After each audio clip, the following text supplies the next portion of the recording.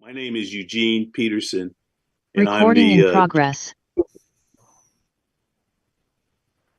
good evening. My name is Eugene Peterson. I'm the chair of the Anne Arundel County Human Relations Commission. The commission is statutorily required to investigate alleged complaints of statutory requirement of the county. That happened in the 2020 election. We formerly were appointed by the county executive, but now we're part of the county charters. So we are a full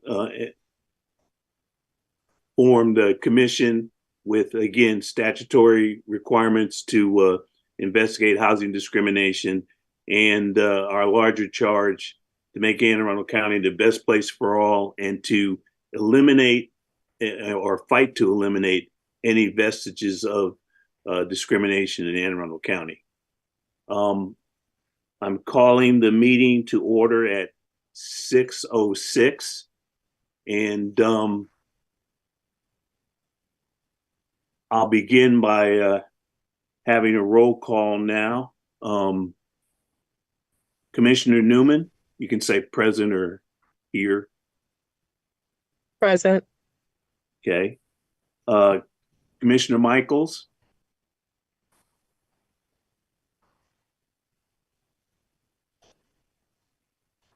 And I think Commissioner Michaels he was here. I'm sorry, muted here. Okay, Commissioner Michaels is here. Commissioner Ferris. He texted present. Okay, fine. Commissioner Sorrow. Present. Commissioner Hatcher.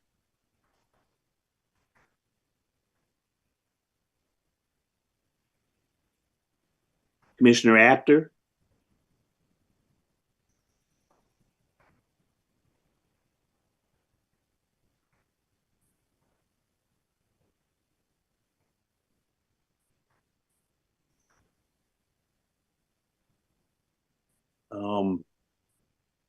Commissioner Daydoni, I think did I call your name, Mary? Still present. Okay. So we have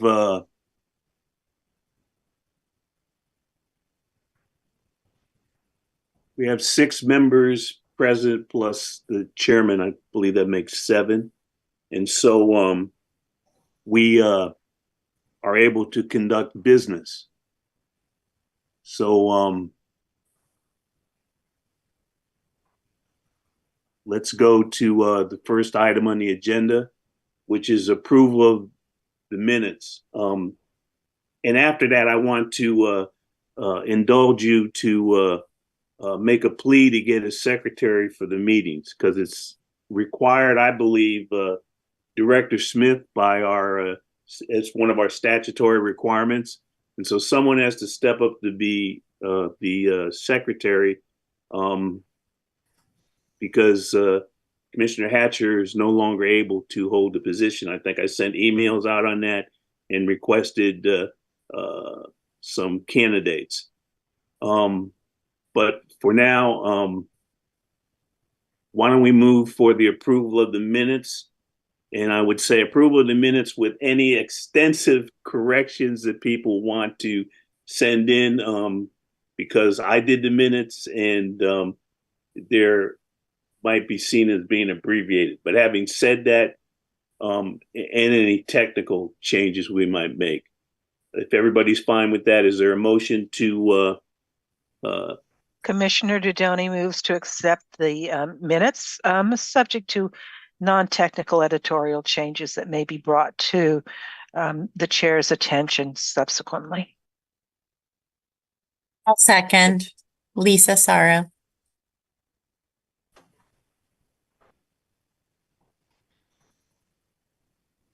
Okay, it's been properly moved and seconded. All in favor signify by saying aye. Aye. Aye. Aye. Any opposed? Thank you all for that. At this point in time, it's my pleasure to welcome County Council member, Councilwoman Julie Hummer, who is my council person and has been heavily involved with the affordable housing issue and is going to talk to us about where we might go from here, given the fact that, I see that Commissioner Bodala is here too. Our student commissioner. So I want to turn this over to Councilwoman Hummer and ask her to take it. All right. And run with it. All right. Thank you, Jean. For those who don't know, I'm Julie Hummer. I represent District 4 on the County Council, which is the western part of the county, Odenton, parts of Gambrels and Severn and Laurel. And actually, when it comes to housing needs, we are one of the areas that has more affordable housing options than and denser housing than a lot of areas of the county. So as everyone knows, this is the top issue for many people across the nation and the state right now. There was just a survey done in Maryland, and when people listed what some of their top concerns was, it was something like 80% of the people put housing affordability, and that means for buying and for rental properties. So we as a council have been looking at and tackling some different things to do this. There is not one single bill one piece of legislation that is going to fix this. It is something that we need many, many tools in the toolbox, and we've got to chip away at different things and allow that. And anybody who knows anything about housing knows that housing takes a long time to be built. So we can pass the law tomorrow, but we may not see the results for what's coming for several years down the road, which is why it's important that we go ahead, that we get the things in place so that the things that are going to be built down the road, this will fall under those. A few things we've done in the past year that add to that toolbox. We passed, thanks to Councilwoman Rodvian's leadership on this, we passed the auxiliary dwelling units, which is basically that you can have a little house or a garage apartment. We called it, like, remember on Happy Days that Fonzie had the apartment over the garage? That is an auxiliary dwelling unit, an ADU. And we've made those legal now so that you can have that. And that's a way that you can have someone like the Fonz live in your garage, or your child who is, getting ready to launch, or maybe have a little house for their grandparents, or maybe a young professional just starting out to have that. So we're excited about that. We just got the first report of the first year since that legislation came through. And we've had approvals for more than a dozen units, which doesn't sound like a lot, but that is a little bit, that for the first year and for the word getting out, that is some additional affordable housing that's coming through. We also passed a big adequate public facilities bill that addressed a lot of things like school capacity, because what happened was that our guidelines for when development would cease, at what level of a school being filled would we cease development, was actually stopping us. It was halting us from building more affordable housing, because it put all building on hold, especially in areas where we desperately need more housing. So we revamped that, and amazingly, the ADU bill, the auxiliary dwelling bill, got a 7-0 vote. The APF bill about school capacity got a 7-0 vote. So this shows us that this is crossing party lines, that people realize that this is important. So those were two valuable tools. We recently passed a workforce housing bill that eased up some of the requirements for parking, which as you study housing, parking requirements are a huge hurdle to building more affordable units. Building parking spaces or parking garages is incredibly expensive, and it really limits how much a builder can build, have that. So we actually just passed a bill to loosen up some of the requirements for parking, the number of parking spaces, especially for projects that are close to public transportation, so near our MARC stations or something like that. And that is actually going to, we've already had more builders come to us that now think that they could make projects feasible within there just by loosening that up a little bit. We have some other legislation that will be coming that's going to expand where we can build some affordable workforce housing, or mixed income workforce housing things. There's some real restrictions on where they can go based on how close to a major roadway and things. We have legislation that'll be coming in the next month that's going to loosen some of those and also give more flexibility for where they can be built and to what size. So that's all exciting. It's kind of technical. It gets into the weeds, but those are the little things that hamper housing from coming, is some of these restrictions that are put into place around parking and roadways. Big bill that I think everybody was paying attention with a little earlier this year was the MPDU bill, which is requiring that developers have a certain number of more affordable units. I want to stress that the MPDU bill does make, it was focused to make some more affordable houses, but it is not low income housing. A lot of people thought that this would bring in more for some of our lowest workers who really struggle to afford housing. MPDUs are more for your middle income people who are also struggling to afford houses, but it's a little higher income level. That bill did not pass, but I can tell you that there is active work going on to reintroduce an improved version of the MPDU bill that should be coming in the next couple of months. We have a work group going with several of us from the council, working with some of the industry people, and the administration is working as well. And I'm really excited because I think the new bill is going to be better. The concern with MPDUs is that if we require builders to set aside a certain percentage that will be, less expensive and more affordable for people, that can also raise their cost and make some projects unattainable. So we needed to find a way to make sure that we're going to increase affordability for buildings, but not hamper the actual increase in inventory. We've got to have more units. That's crucial, that we've got to have more. And so we can't do something on one end that's going to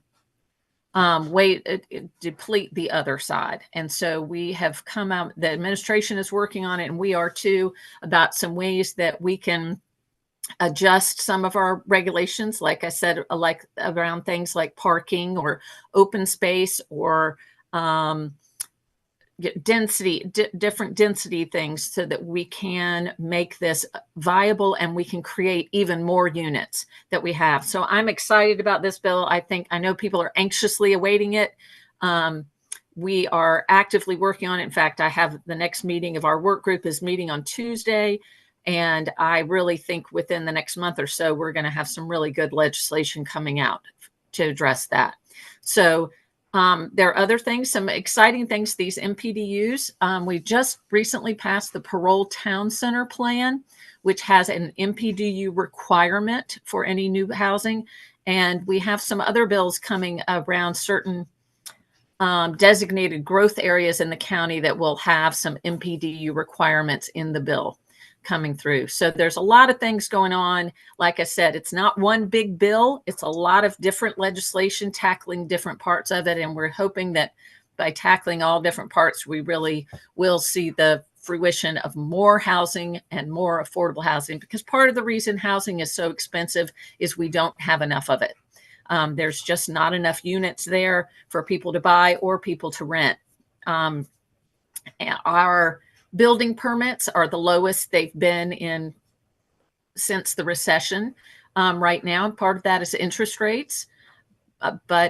So we've got to do what we can on our side to make it more attractive and, possible for people to build what they have. Oh, another exciting thing that we're working on that, again, within the next few months, we'll see legislation is some legislation toward increasing our missing middle housing. Missing middle is just being more creative so that our housing isn't just, our choices aren't a single family home on 1 acre or 10 townhouses in a bunch, that we can have something in between. Why can't we have a triplex instead of one single home on an acre of land? Why can't we do some variety in there? If you've seen any of the pictures, there's some amazing planning that's going on throughout the country to create a variety of innovative, different kinds of housing in there that look wonderful. But unfortunately, our code doesn't really allow for those things right now. And so we've really got to revamp some of our zoning codes so that we can allow greater variety of housing. And those things can be more affordable, and they can also increase the density so that we can have more people, and we can truly do some inclusionary zoning and include different income levels throughout our community. So that's really exciting too. So those are some big things coming. I think, overall, we're hearing from people that they are supporting changes in housing. So far, the things what we've done have garnered a lot of support. I'm hopeful we will continue to have that going through. When we get down to it and we talk about increasing density in specific neighborhoods, people tend to get a little jumpy because they don't necessarily want that density where they live. But I am hopeful that we are going to craft these in such a way, and we're going to give the message to people about how important this is, that we're not going to get a lot of pushback, but that we'll see people coming out to support like they did with the ADU bill. So that's a quick lot of information. And now I'm happy to answer any questions. Okay, we'll open it up for commissioners. Any commissioners have questions of County Council woman Hummer? Yes, this is David Michaels. Hello, Councilperson Helmer. Yes, thank you for your report. How closely is someone from the County Council following along with, today was the housing lobbying that was taking place at the state capitol. There were a lot of people from different counties represented, all having meetings with their delegates and their senators. And of course, some of the things that you mentioned, especially the density, that was brought up tremendously. Of course, there's a whole renters' rights bills that are before the state. There's the governor has, I think, focused on his budget on housing and moving some money around because the state has to have a balanced budget. And on the work group that you mentioned, sorry, I'm just asking you a long, involved sort of thing. But the work group, is that only for the county council? It's not for any public to come in and put their 2 cents in to help the work group come up with ideas? So I'll try to tackle everything in there. Yeah. I don't know that any council people were down there today at the State House, but I know that there are several of us who have been reading closely what the governor has put out. And I know that the administration has had their staff looking at what the governor's put out and comparing it to what we have or what we have in the works for the county and seeing how closely we're meshed. So we are following that closely. Some things that he's proposing we already have in place, and some that we're working toward. A lot of his proposals, for instance, are toward increasing density around transportation hubs, right. Transportation areas, TOD areas, we call them. And we've already done a lot of that. In fact, for my district, last week, we passed the Odenton Town Center plan, which really makes some changes around the Odenton Mark Station to encourage more building there. And In fact, I just met recently with a developer who does mixed income housing, who's planning for close to the Odenton Town Center to be close to the MARC station, which I'm really excited about. So we are following that closely to see what they do. But we all know how the legislature works, that what is put forth is often not what comes out at the end. And that goes for the county council too. The original bill is often not there. So while we're following that closely, we're going to continue working on ours and continue toward what we want to have. And we'll see whatever passes in the legislature. I'm certain that we will build on if we don't already have it. For the work group, so throughout the whole MPDU process, the bill that did not pass, we had extensive meetings with the community. I've met with the ACT group 3 or 4 times now to have that. We heard extensively from the public, and we've really included a lot of that. We're doing this work group that we're having. It's kind of an informal one with 3 council members and some people. So this is not one out in the public, but I assure you that everything we've been getting back as feedback is being included in there, and people can reach out to us at any time to have that. And then when we do come out with legislation, that will be put out and shared with all the groups, and time for public testimony and input to come as well. So, but this is one of us just trying to go through quite honestly, to go through nuts and bolts and looking at the minutia of bulk regulations and some things like that, and seeing what can be tweaked and what can be modernized in the nitty gritty and often rather dry and boring, but extremely important regulations that sometimes impair our housing. Yeah. So. Okay. And councilperson Rodvine is my councilperson. So I'll include you. Our organization works in the housing area for eviction prevention and stuff. And we're also looking at some co-living space, which is supposedly the up and coming thing for a lot of people. So we're studying that to see, maybe that's an idea for expanding space. And I will send the article to Rodvine, but I'll send it to you too. Include it. And Ms. Rodvine is in that work group with me as well. Wonderful. So so you said that you work in the eviction space. I wanted to ask you, since you were at the State House, do you know if the bill is moving forward, the eviction the bill came out last year and didn't pass, but I thought they were going to reintroduce that you can't put all the belongings on the side of the road? It is moving forward. Okay. Because last year I went down and testified for that bill, and I've been hoping that it was coming back. Well, we work with Lisa at Sorrow, Commissioner Sorrow, and also Aaron, who I'm sure you work closely with ACDS. So, I mean, we collaborate with them because we're a nonprofit, but we appreciate their work and your work because I know that it affects a huge percentage. In fact, I think the governor's office just posted that Maryland, it has the highest eviction rate in the country, and also some of the highest rents in the country per capita. So it's really extreme. Thank you. Yes. Any other commissioners with questions, comments? I just wanted to add, if I could, on the eviction bill that you're referencing, Councilwoman Hummer, and I want to thank you for your support on that. It is coming back. I'm actually working closely with the folks that drafted that bill. It's going to be heard later, I think, House or Senate in the first week in March, and then toward the end of the month in February. And it is a really important bill because it would allow, in addition to not allowing the stuff to be put out on the street, it would allow the tenants some time to reclaim their property.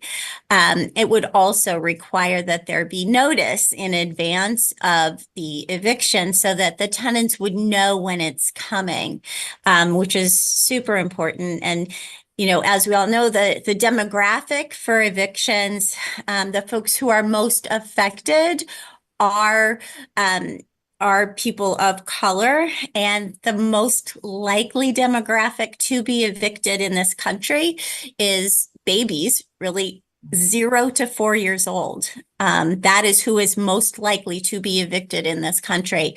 And the next group is 5 to 9-year-olds. So it's a huge issue, and we need to soften how those evictions happen if they can't be avoided. So I just wanted to share my thanks for your willingness to support that bill. And more to follow. It is coming back. The language has dropped just recently, and it does have hearings coming up. That's great to hear. I did testify last year for it. And there was a woman from Anne Arundel County who testified and supported, who had been evicted, erroneously evicted. Yeah. But by the time she was able to get there, her things had been picked over, and and she had no real recourse. Eugene can say, last week in our community, someone was evicted nearby, and all their materials were out, all their belongings were out, and lots of people the neighborhood Facebook group was going crazy about that. And I spent some time educating people and saying that this is actually the law. They have to do this. And there was not a single person who was in support of that. Everyone agrees that that's putting people who are already in vulnerable circumstances and even worse circumstances.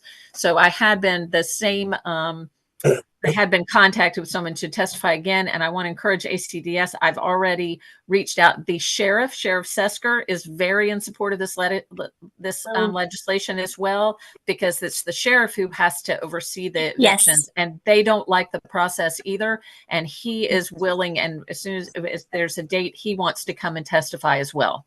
So, that's excellent to hear.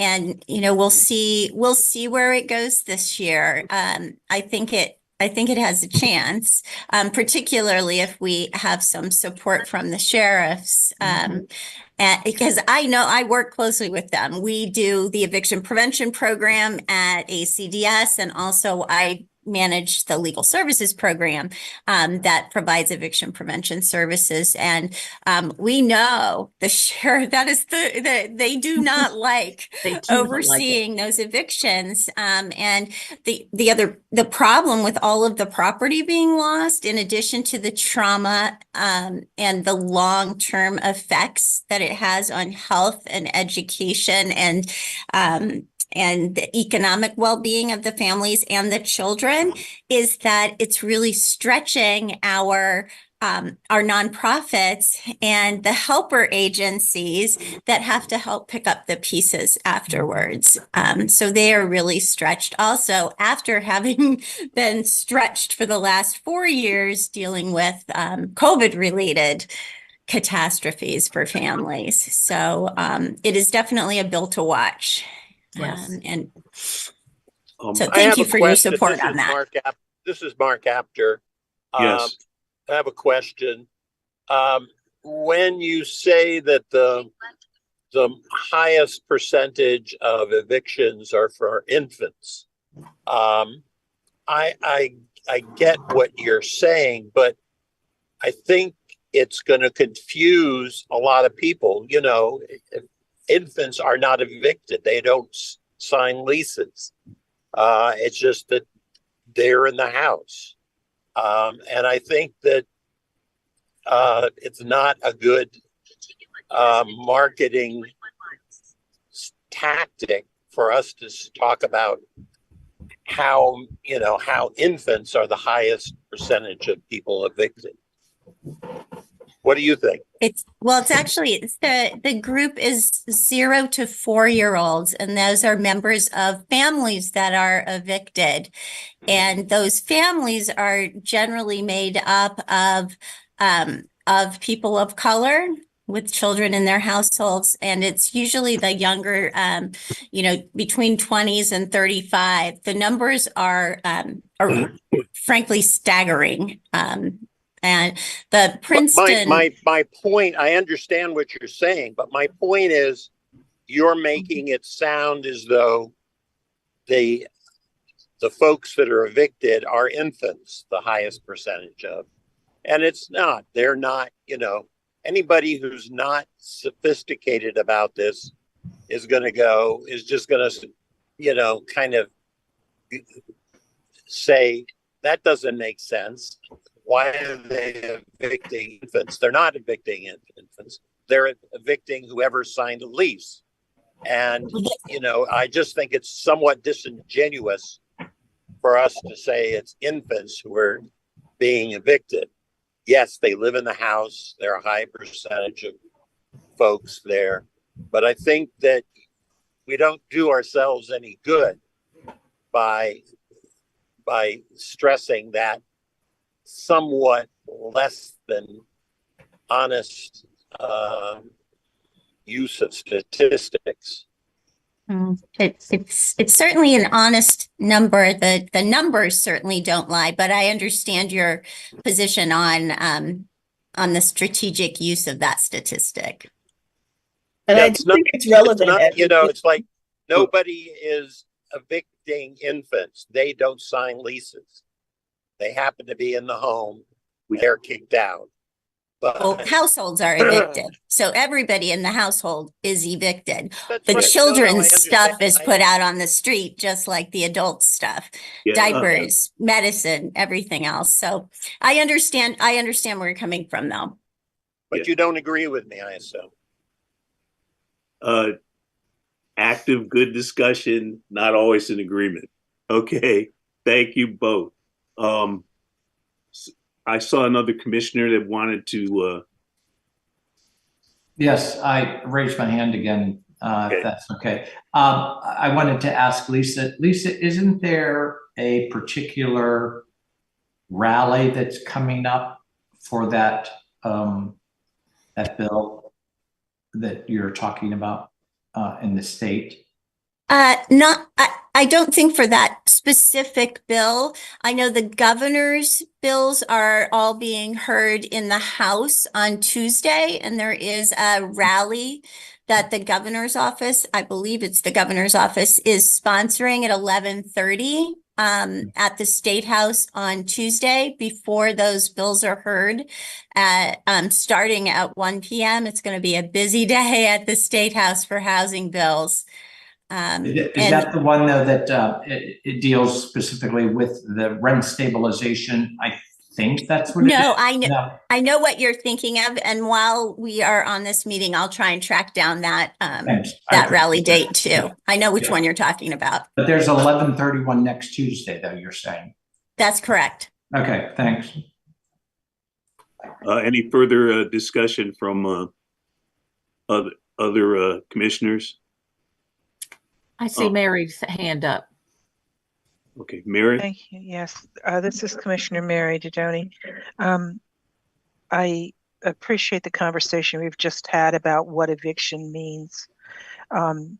Certainly, it deals with the breaking of a landlord-tenant agreement, the termination of that agreement, and the evict means to remove, to cast out, the casting out and removal of everybody residing in that household when the agreement is broken. That includes children. I am so grateful to all those here who are more closely attentive to the specific housing issues. As you know, I tend to be more specifically attentive to the education issues, but there's a tremendous overlap here. And a former board member, Councilwoman Hummer, I'd like you to address that, especially given that the second largest group of people evicted from their residences, having to find another place, are children in, I believe you said, the age 5 to 9 group. Could you please address that, Councilwoman Hummer? Thank you. It's a huge issue. I don't have the latest statistics, but I know historically within the school system, we have 1,500 to 2,000 students who are listed as homeless each year. And that doesn't necessarily count all of our housing insecure children who are maybe moving from apartment to apartment or are couch surfing at different friends' house or things like that. And it is a huge factor in school success. One of the biggest measures we have for school success is stability. We know that children that change schools often struggle more academically, because the biggest thing we can do for a child to help them learn is to give them security and a secure place to live, so they're not worried about where they'll be living each day. And when they're evicted and switching around, we do have things in place to help keep children who are in a homeless situation, that they can continue going to their regular school. But that doesn't solve everything for it, to have that. So it's a huge factor. If we are committed to helping children succeed as best they can, we have to. Housing is a vital component of that. Actually, that's part of the reason, from my time on the school board, and now I'm on the county council. And that's one of the reasons that I wanted to be on the county council, because there are all these periphery issues that so greatly impact our children's ability to succeed in school. And the school system can't address all of those. The school system really can't do much when it comes around housing. But the county council, we can try to make that. And so same thing with food security and healthcare and all of those things. Those are all vital for the success of children in schools that we've got to address in other ways. And of course, we work closely with the school system for that. But part of that is, eviction, rental assistance, more affordable housing out there, just more housing in general. What are ways that we can help our kids? I can't imagine how traumatic, lifelong trauma that's created for a child when their belongings are put out on the curb and then they're shuttled to who knows where. They don't know where they're going to live. That's something that's going to stay with the child, and certainly is going to impact them in all areas. So it's something we've got to, we all have to come together on. And I very much appreciate the perspective that Commissioner Aptar was putting forward, that we don't envision a child being evicted initially until we think about it a little bit. However, when we're presenting those statistics, I think these stories would be tremendously helpful of what happens to a child when they and their guardians and families are evicted, and the disruption that happens. We tend to think that people who are renters aren't building generational wealth at all. This is another huge cleaver separating the children from the opportunity to build wealth in their own futures. I'm passionate about this. Thank you. When I testified on that bill last year, the woman who had been wrongly evicted, that one of the stories she said, and this one just stuck with me because it just shows the unintended trauma that's created by this. So her family, it was in error but all of her belongings were put out.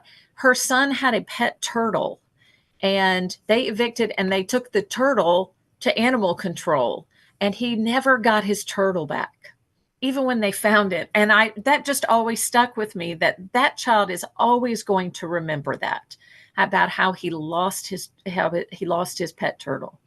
And it seems like a small thing, but those are the things that are massively important when we're children, around our pets. And so, whenever I see someone evicted in the corner, and I look at that and I'm like, this has already set them back so far, because they now have to somehow find all new furniture and all new things. But what about children's artwork that is lost in that, or their favorite, stuffed animals, or things like that? Those are the things we really have to think about. That I am sympathetic to landlords because they have to make a living as well, but we've got to find a way, first off, to make it a more humane process if this is going to come through, but also ways that we can help our families, especially our families, to avoid this. Commissioner Sorrow, do you still have your hand up? Or no, I did want to add, and Councilwoman Hummer, Ms. Hunt who you're referring to, will be testifying on this bill, and she's been a really big part of the drafting of the bill and provided input all along the way. She's been a really good advocate for herself and for others, to ensure that or try to ensure that others don't have the same experience.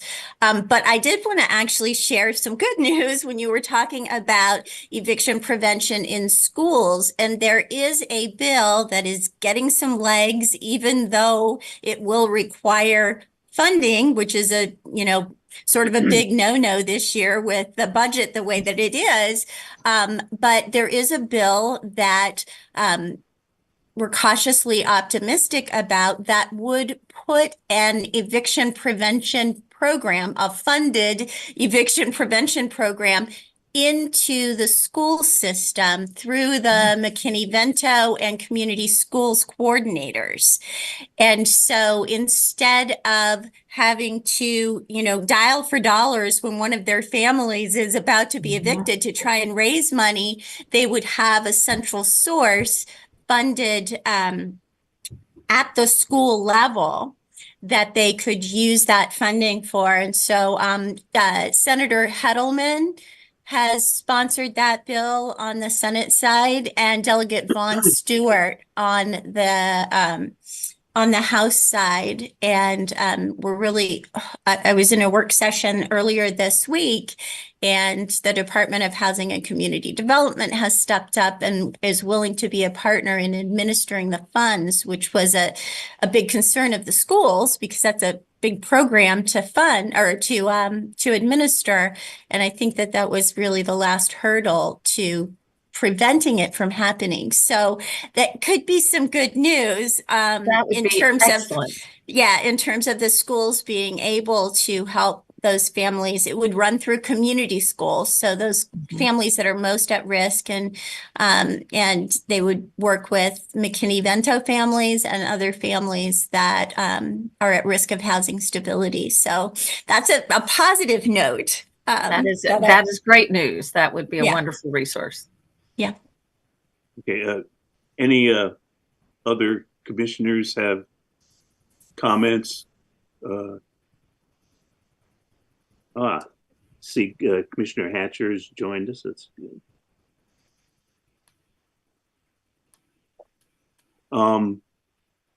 Okay.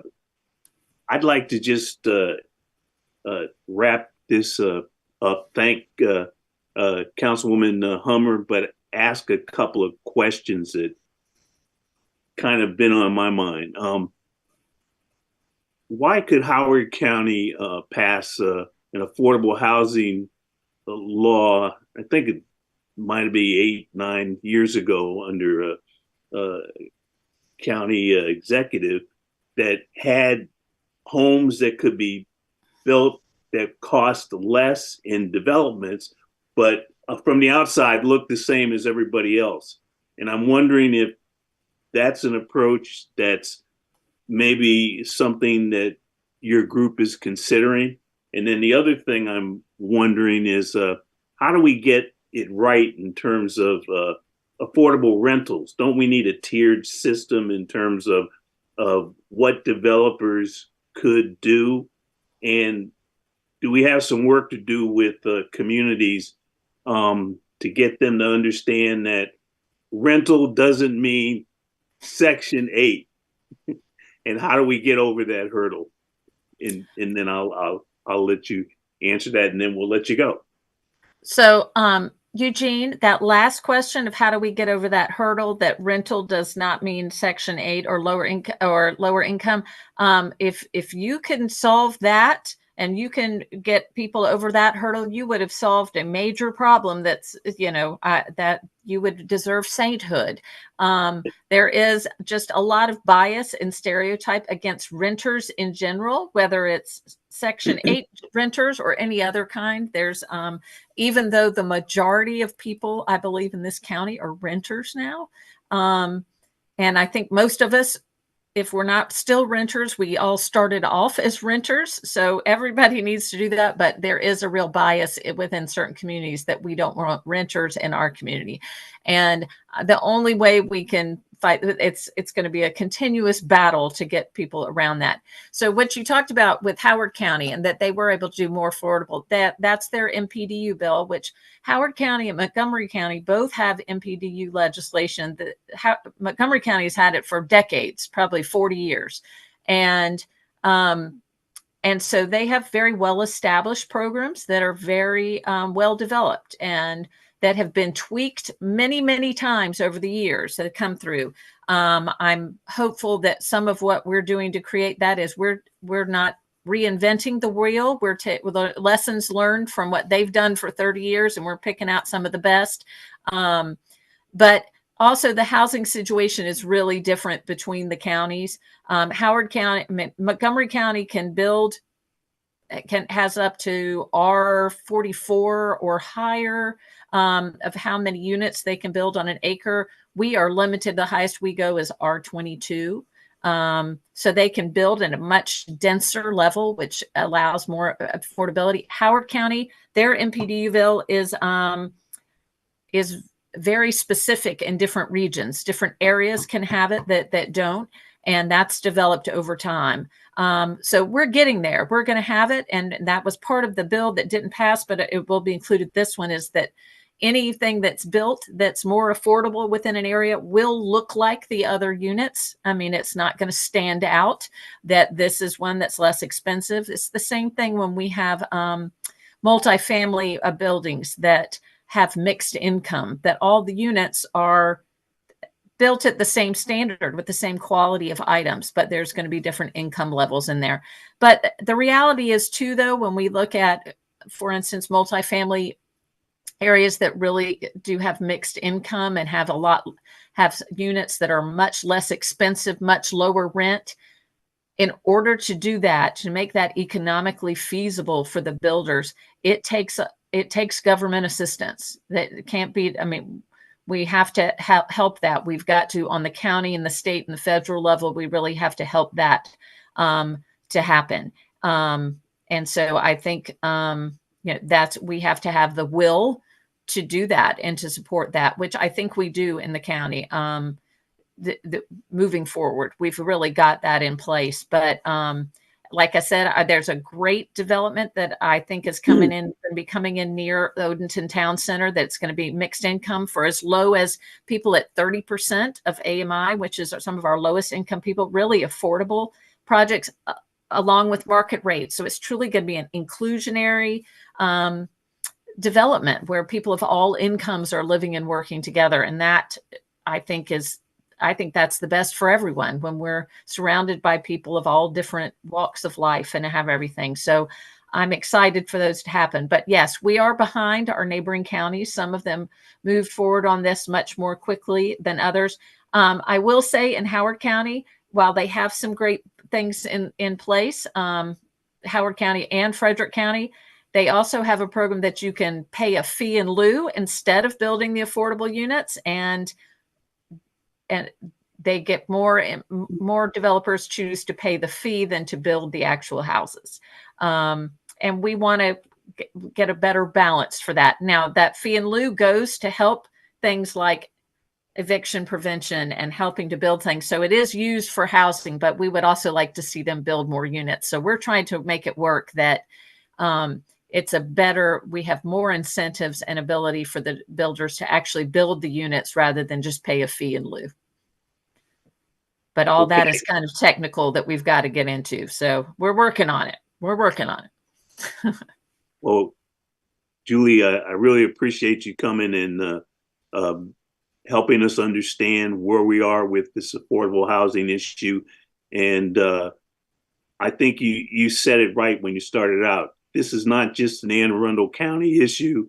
It's become a national issue. Every state is struggling with this right now. And it kind of is, it kind of balances out with, affordable housing, homelessness. Affordable housing, the two are locked in some way, linked in some way. And I just believe that there's great interest, and if there's anything that we can do to help, please let us know. We stand ready to support these efforts. And again, really want to thank you for your advocacy for this. And I will say, like I said, there's multiple bills that should be coming the next few months. I am happy at any time to give an update on what bills are coming, or after hopefully they all pass, give an update of what has passed and what we're moving forward. So I'm happy to do that. And I think Mary, you were about to say something too, and I interrupted. Yeah, of course, Mary's ready to say something. There was a certain outrage that I felt. I'm speaking as Mary Didoni and not officially. I am a commissioner, but not officially as a commissioner. I find a certain moral outrage to being able to buy your way out of providing adequate housing. And moral outrage makes me think of the Poor People's Campaign. And I know the Poor People's Campaign is very much involved. And they seem to be very active this session. So I do hope that you're able to coordinate with them at the state level, Commissioner Sorrow, and at the county level, because we had representatives from the county here at a caucus of the African American Leaders meeting on Tuesday, and they appear to be very engaged.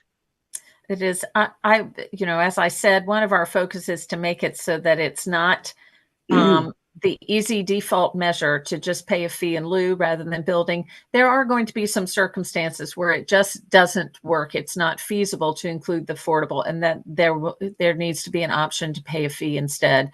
But those should be the exceptions rather than the rule. And we want to actually see housing built and that people can live in and use. So that is the goal. All right. Thank you, County Councilwoman Hummer. And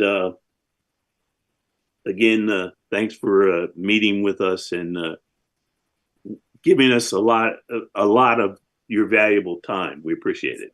Well, I appreciate you inviting me. Thank you so much. And thank you all for all the work you do. Well, thank you. Appreciate you. All right. Yeah. Good night. Moving on, Commissioner Farris, are you able to give the update on the Unity Day subcommittee, or should someone else who attended the meeting? Well, I wasn't at the meeting on Tuesday. Oh, that's so correct. Okay. Yeah, I'm a bit out of the loop, so if someone else wouldn't mind, that'd be helpful. Thanks. Would one of the subcommittee members say where we are in this? Or Chanel, you took notes, you could do it.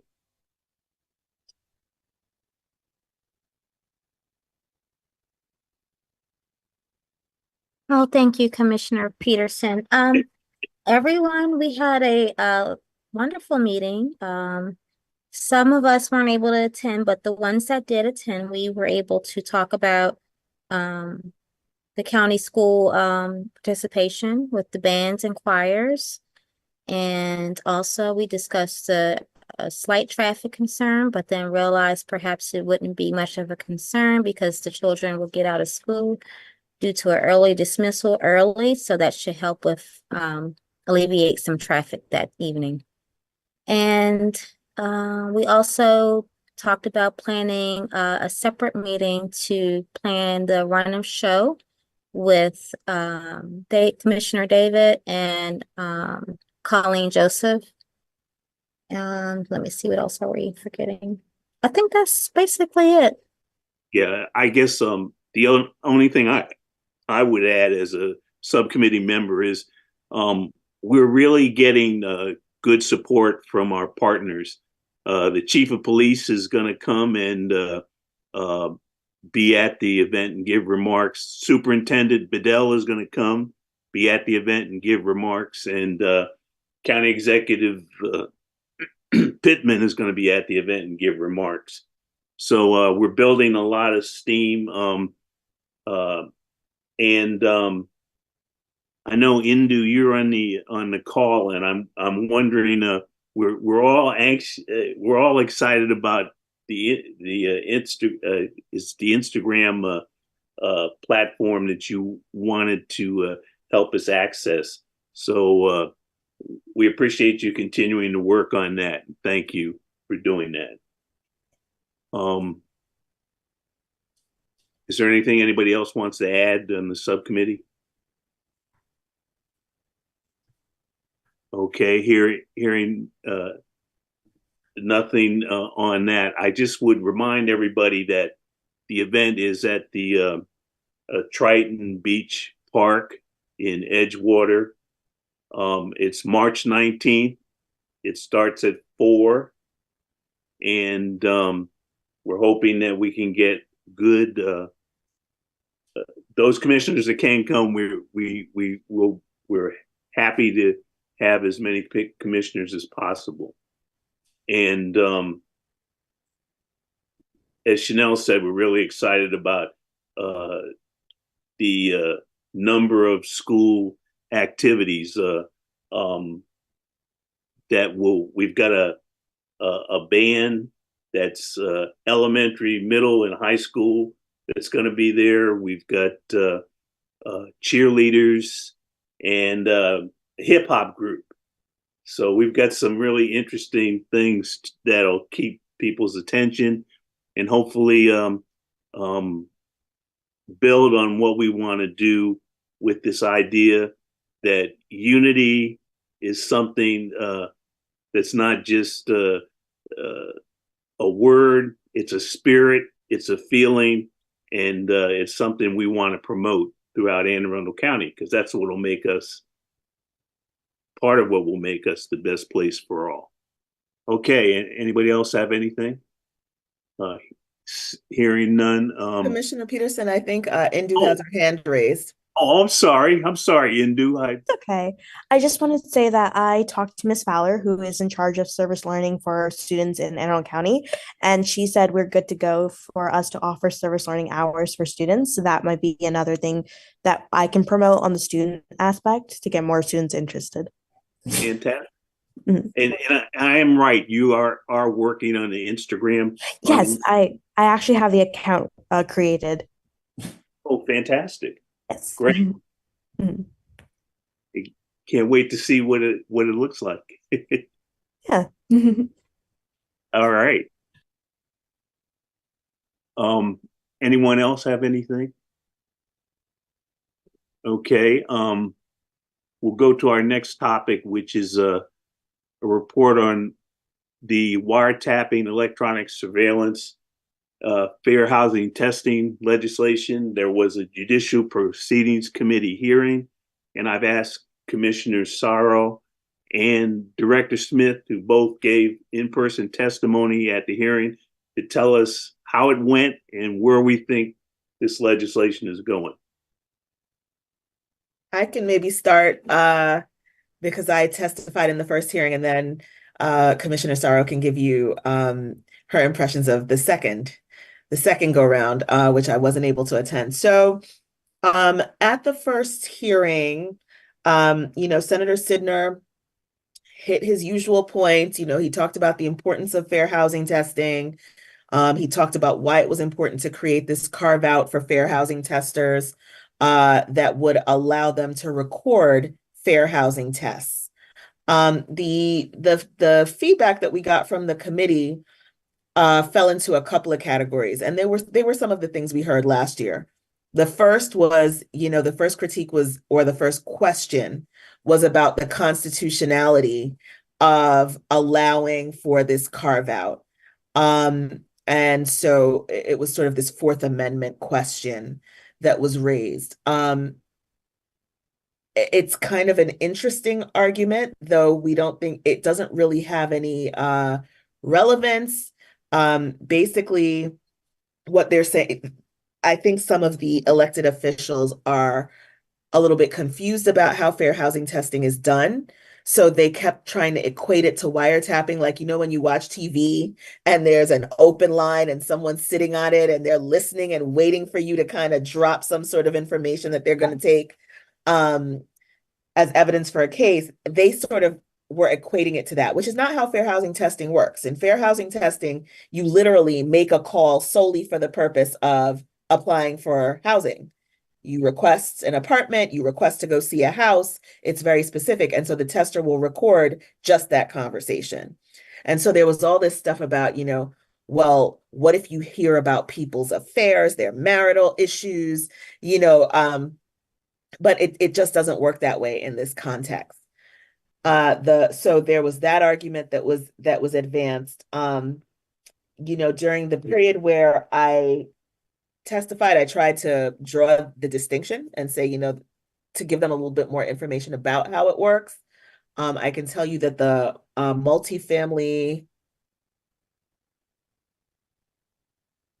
It's MMHA, Maryland Multi-Housing Association, MMHA.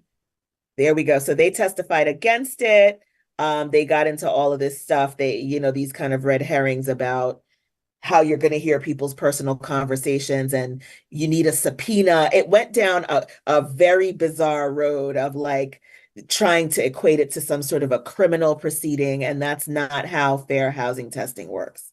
And so I think hearing those arguments in the first bill, and that was because of the experience that that Director Smith had, and they continued to the legislators continued to focus a bit on the Fourth Amendment to the U.S. Constitution and saying, well, isn't this unconstitutional? And so I do think that we were prepared enough to say the federal law allows one-party consent recording. So this is not an issue. The only thing preventing this type of testing in Maryland is this one statute that would be amended by this legislation. And the other thing that we tried to do was provide a little bit more practical information about how the tests are done and what we use the testing for. I don't know how well it was received, better certainly than it was in judicial proceedings. But there still seemed to be some skepticism about the bill. Delegate Stewart did a good job, I thought, of defending this bill. He did a really good job. I thought that everyone who testified did a good job. It was broken down into state officials on the first panel. Cleveland Horton from the Maryland Commission on Civil Rights and the state attorney general, the director of the human rights, civil rights division of the Attorney General's office testified. So it did go a bit more smoothly, but there is still some skepticism. They do not want to let go of that two-party consent statute that we have here in Maryland. So we shall see. Okay. And Senator Sidnor did reach out and ask for my extended testimony, and I don't know, he thanked me for providing it, but I don't know if it's being used, or I don't know if he had a reason for that. Maybe someone was asking him for additional information. It would be great if so, but we'll see. I've been trying to track this too. I think, and I don't know whether I let the whole commission know, but I have sent Senator Sidner's legislation and a letter in saying we have endorsed this legislation, 39 other, and I list the states that allow this to happen. And I asked for their support. I got an email back from Senator Bidel, who said that if it makes the floor, she'll vote for it. But that doesn't mean that she's not going to sign on the legislation. And I communicated that to Senator Sidnor. I still think, and I think I've asked all of you, that you should look up your senator and delegate and get a hold of them and basically you can use what I sent out as a draft, or you can draft your own information. I believe we sent you the wiretapping electronic surveillance legislation. You all have that. And so if you don't, we'll send it out again. And that personal contact helps. So I'm hoping that you all will follow up with that. Can I ask? Yes. I know that we're really far down the path on this whole entire thing. And in fact, I think, Asha, you had an entire presentation, which was awesome. Seems like almost 2 years ago now, but anyway, just a surgical question without me having to read through the whole thing.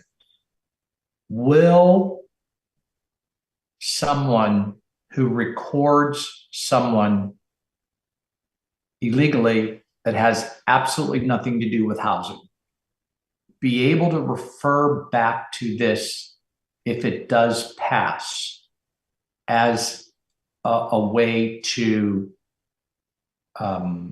use it for some kind of a court case? Do you know what I'm saying? Yes and no. There was an amendment, I think, that they adopted, right, Lisa? That prevents it from being used. That was one of the amendments that was offered by someone external, and I think they adopted it and incorporated it into the legislation, so it wouldn't be able to be used in any criminal proceeding. Well, Right, and it wouldn't be allowed for anyone other than a qualified and trained fair housing tester working with either a civil rights nonprofit organization or a local government. Okay. So this would not be an exception for, just anybody to start recording without consent of all parties. Right. I know. I was even thinking, not even dealing with housing, but Yeah. I thought there was already a law on the books that people are not allowed to record other people and then try to use it. And I'm not sure. It's a criminal offense. It's actually a felony in our state to record someone without their consent. Okay. So this doesn't have anything to do with that. It can sit separately by itself and be a good law, right? It's a carve out. Yeah. Carve out. Okay. Thank you. It's creating an exception to that general rule solely for this purpose. Beautiful. Thank you for, clarifying that for me. I appreciate it. Sure. Any other questions, comments? Hi, I had a question. Sure. Have we considered with the testers to ask permission to record their interactions? As them going and just saying, "Hey, I want to, see a property. Do you mind if I record?" And possibly go that route, just come out and just ask for consent. Have we tried that option? So I think there are two things, right? Like, one is that testers work, right? So like they're going out and they're doing their work regardless of whether they can record or not. And someone, I think it was the gentleman, the attorney from the Attorney General's office, who made this point that the question is not so much whether fair housing tests are allowed as evidence. The question is, will you record your test, or will you have to rely on the memory of the tester when you use it as evidence? And so, the tests are being done and you don't have to ask permission to test. But in terms of recording, the problem is that, most bad actors are not going to demonstrate the behavior that probably they're engaging in if they know that they're being recorded. And, for some, in some of these cases, it's a practice, right? It's a pattern. It's not just one or two, decisions that they make maybe on a discriminatory basis. Sometimes it can be a housing provider that has control over tens, hundreds of apartments. And so they'll tell you one thing in the test, but then when you look at their demographics or whatever it is, you'll find that they're doing something other than what they're saying, right? Yeah. And Asha, wasn't that in that film that you showed at the thing where they showed Seen the how divide. there's a pattern of when the bad actors don't know, there's this pattern, and then yeah. So Yes. Yep. Did that answer your question, Commissioner Hatcher? Great. Any other questions, comments, concerns? Okay, we'll move to our next item. That's kind of misstated on the agenda. What the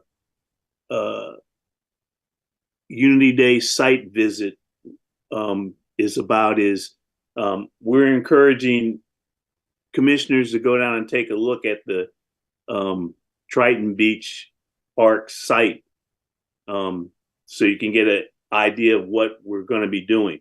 For example, on the site, there is no pavilion. There's just a grandstand. So Commissioner Michaels is working on a day of show running through the program that would show how we're going to move people down closer to the beach, and that the event will actually happen there and not in a pavilion, which we had last year at the park we were at last year. And it would also give you a feel for how the park is situated. So that's a open invitation. I guess the only question I have is there a cost to visiting the park? Does anybody know? There no, is a there's fee. no cost. No, there is a fee. Yes, there is a fee. Oh, I'm sorry. But Yes. for those But of I- us who are seniors, there's a lifetime pass for very little money. But I Right, mean, if a commissioner believe wants it's to go visit, waived. is there a fee? Oh, for that, yeah. There would be a fee if you go on your own. And do you Yeah. know what the fee is? I think it's $5. I'm not sure. I have a pass, so I just drive in. But I think it's $5 for a day visit. But Okay, if you tell them while you're there, if you say that you're a commissioner with the Human Relations Commission and you're there to do a site visit for the upcoming Unity Day event, they'll probably just let you go in and come out. Mm-hmm. could we check with them and make sure that courtesy would be available? Sure. Okay, great. So and once we secure that, let the commissioners know so that they can, do some planning and go. They feel that's something that they want to do. Makes sense. While Okay, there is a fair amount of parking, it's still limited. So if any of the other commissioners want to park in my driveway, I live about 2 miles away, and we could carpool together to actually get to the site on the day of the event. You're welcome to do so. Just let me know. okay.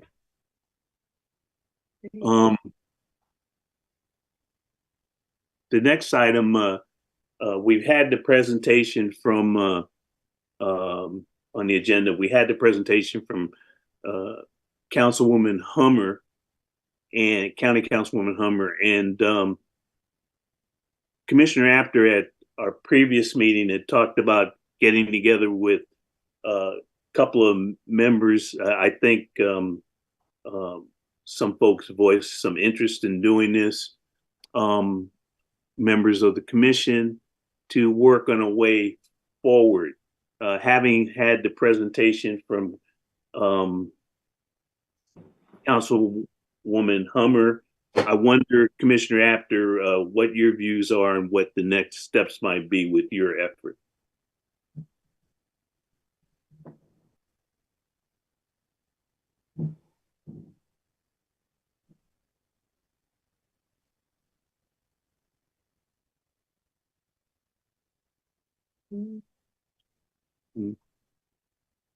Commissioner Apter, are you still on the Zoom call?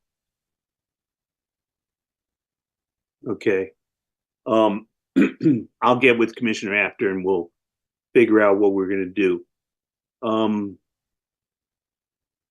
Director Smith, can you go ahead and give us your report, please? Sure. Good evening, everyone. My report today is going to be pretty short. I'm just recovering from a little bit of an illness, and so I just want to hit some highlights. First, it's Black History Month, and so happy Black History Month to everyone. My office is sponsoring a book talk with Antonia Hilton at the end of this month. You've probably all gotten the little notice about it, the little flyer about it. And that is going to be a discussion about her book on Crownsville.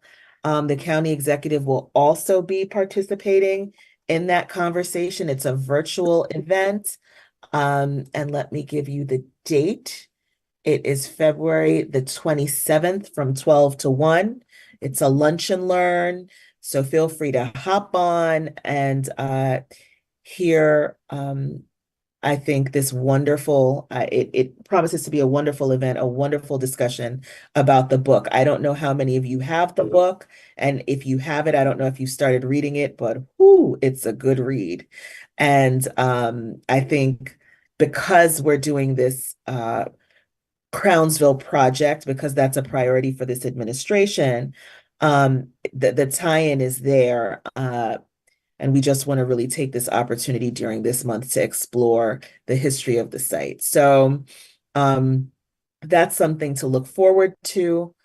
I wanted to also let you know that the Crownsville sort of process, the process of renovating that site is going on. Well, it's not renovation stage, but the process for gaining input from the community about what folks want to see at the site has been taking place. There is a website that the county hosts that lists, there's a calendar on that site. And the important thing about that is that when there are public meetings, that we just had one actually yesterday, when there are public meetings about Crownsville, they're posted there. Community input is critical in terms of what happens there. So please make sure to visit that site, share it with people who are interested in what's going on and the progress of the project. There's a lot of information there. And there's an email address there that the consultant working on the project actually is checking, where you can email input and suggestions and recommendations, and they're tracking all of that as part of this phase of the project. So we'd like to encourage you to do that. I want to make you aware that I've been in touch with Denise Nazaire at the Community Relations Service. Ms. Nazaire was one of the people who helped us put together the Protecting Places of Worship event that we had about hate bias incidents at places of worship. There is a training that her office offers that I think would be particularly good for the commission if you're interested in it. It's about facilitating community meetings to de-escalate conflict. And so if that's something that you guys are interested in, please let me know, and I can work with Ms. Nazaire to get more details about how long the training is and potentially when they can do it for the commission. Hi, Asha. I would love to give to. Yes. Okay. Hi, Asha. Yes, Hi. I would love to. Hi. Hello. Hello, everyone. I would love to if you put my name there. Okay, awesome. So let's gauge, from the rest of the commissioners too, the level of interest so that we can come up with a common date when you guys can participate in that. Oh, great. Awesome, Commissioner Newman. Yeah, I think we can all use this this training these days. There's so much going on, and I think it's a good use of time. And of course, there's no cost. This is something that the DOJ does through the Community Relations Service, and Ms. Nazaire has been just a lovely partner for us for so many things that have been going on. So I will get back to her about that. The last thing that I wanted to touch on is our hate bias stats.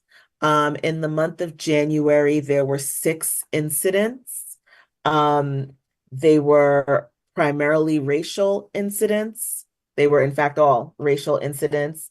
They took place Annapolis, Linthicum, 2 incidents in Linthicum, 1 in Glen Burnie, 1 in Crofton, and 1 in Millersville. So that was for the month of January. And thus far in February, there have been a few. I bring them to your attention because there have been 2 religious incidents. So there have been 4 to date. One of them involved throwing an object at a window. The other involved breaking a glass against the side entrance door for a church. I think we all know, based on our protecting places of worship training, that any vandalism that occurs at a house of worship is automatically deemed a hate crime in Maryland. And so we have that. And then there were 2 other race-related incidents thus far for the month. That's all I have for you at this time. If there's yes. Aisha, may I comment something? It's again Goliath, Commissioner Goliath. Yes. This Yes. church, it happened very newly, like this month, or is this incident against the church? Did this happen this month? Yes, there were 2 incidents this month. Mm. One Is in there Glen anything Burnie like and one in, both were in Glen Burnie, I'm sorry. Is there anything my community can do? Do they need anything, any help, any support? So this is a little bit of a sensitive area. We've been sort of in some deliberation with the police. I used to get the police reports. We used to know exactly where these things happened. And part of the reason for that was that so that this body could offer victim services. There's been a little bit of attention to the legal requirements for sharing police reports and giving out the information internally. We're still working through some of those details. So at this time, there is nothing that you could do to, potentially reach out to a victim, but we're hopeful that we're going to find some workarounds for that soon. Okay, thank you. So Asha, what you're saying is, in the past, when we contacted some of the churches, when we found out from the reports exactly what the incident was, and you've talked to some of these, they don't want us to do that right now. Is that what you're saying? No, they don't want us to do that. And there actually isn't a way for us to do it right now because we're not getting the full police report anymore. Like we don't have the location. Like we could deduce it based on like the block where something sits, but candidly, I haven't had the resources to sit and go through and find on the map where something is. And they're no longer in their data report. I haven't been in to look at the data. They're no longer giving us the detailed summaries they used to give us. No, happened and no, they're not. And I did try to, I'd been trying to work to resolve some of that, but there have just been some challenges in that area that I could probably share a little better offline. Okay. But we're hopeful that there'll be a workaround and there'll be a way for the commission to continue to, support victims. And especially with the hate bias grant funding that we've gotten from the federal government, there's an expectation that we're providing enhanced victim services. So we're going to have to figure out how to do that. But yes. Okay, well, if it involves having to have a meeting and if you want me to attend, I'd be happy to do that. Thank you very much. I appreciate that. Okay, let's moving along here on our agenda. Old business, we have none. Oops. Eugene, this is Mark. This is Yes. Go ahead, Hi. Mark. I just wanted to, I was muted when you called on me. Sorry. So should I just wait and talk to you later? Or if you have anything that all commissioners it would be informative for all commissioners, go ahead. But you can talk to me later. That would be better. Yeah, I'll do that. Okay, great. Thank you, Mark. Thanks. Bye. Chairman Peterson, Yes. Oh, I I'm have a sorry. quick report. Yes. The Annapolis Human Relations Commission held their monthly meeting on February 5th. And for the majority of their meeting, they actually held a brainstorming session led by Commissioner Lundy on how they could better get involved in the community. How could they be more influential in the community and getting their names out there? So they, for a large portion of the time, they came up with some good ideas, and I believe they're going to just stream it down as to some goals that they want to set and move towards with being more involved. So that was the majority of the meeting. There is some talk about training on hate crimes and bias incidents. There's also some talk about training on inclusion. But I don't have the dates to that yet, like more information of that is to come. So possibly once that information comes out, I can pass that on to our commission, because I think inclusion, and we already kind of went through hate crimes, bias a little bit. But anyway, I think that training would be also beneficial for our commission as well. And that's pretty much it. Thank you for allowing me to share.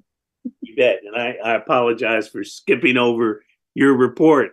And it's okay. I've been gone for a minute. Before I let you go, I want to extend my appreciation, and I know every commissioner's appreciation, for the outstanding work you did as our secretary. It is no small task to do that. I know you diligently went and pulled the broadcast from YouTube and went through them with a fine comb and pulled out more data than I had in my abbreviated minutes that I did. So I really appreciate what you did, and your expertise is sorely missed at this point in time. But we understand that you have other things that are going on that won't allow you to do the marvelous work that you did. So thank you, Commissioner Hatcher. Thank you, Chairman Peterson. I really appreciate that. And as time goes on, I'll be able to take it back. But right now, I'm just it's a lot. But thank you for that. I appreciate it. And again, we still need to fill that slot in the interim, and I can't do double duty. So I'm asking and really pleading with commissioners for someone to raise their hand and say, I want to do this job. And if you want to find out what it entails, I'm sure Commissioner Hatcher would love to sit, talk with you about that and alleviate any concerns or worries you might have about what the task would take, how long it takes, et cetera, et cetera. So, and I would just like to add that we do have bylaws that spells out the position as well. So it's pretty much just in minutes. So just want to add that out there. Thank you, Commissioner. Moving right along, we have a section on our agenda when we always ask commissioners if there's anything for good and welfare that's going on in the community that they want to let the commission know about. Now would be the time to do that.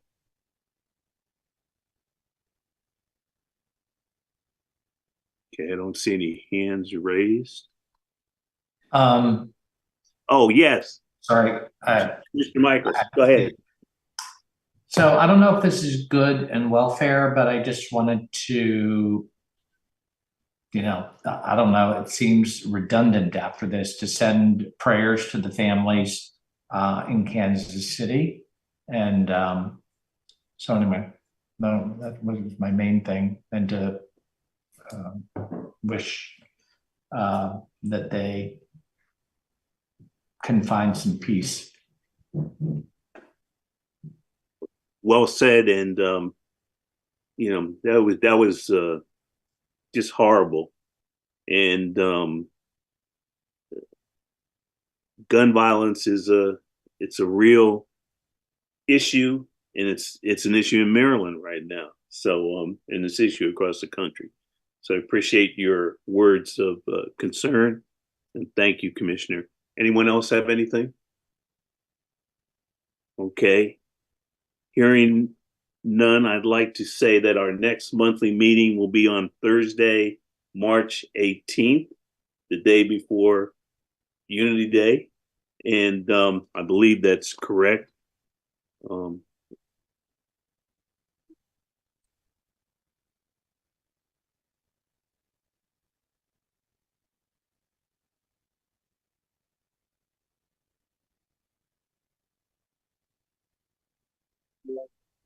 No, actually, It's the 21st. It's the 21st. I had the wrong date. It's the 21st, March 21st.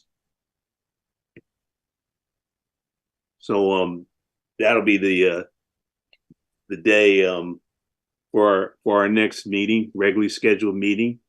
And now I want to ask for a motion to adjourn. This is a non-debatable motion. Would anyone like to make a motion to adjourn? Well, I'm unmuted accidentally, so I move that I'll make the motion that we adjourn for the evening. Commissioner Mary second Didoni it. seconds it. There's a second by Commissioner Didoni. All in favor signify by saying aye. Aye. Aye. Aye. Any opposed? Hearing none. Thank you for your time and attention. And for anyone that tuned in tonight, we appreciate your involvement and concern for human relations in Anne Arundel County. Thanks, and good night. See you later. Good night.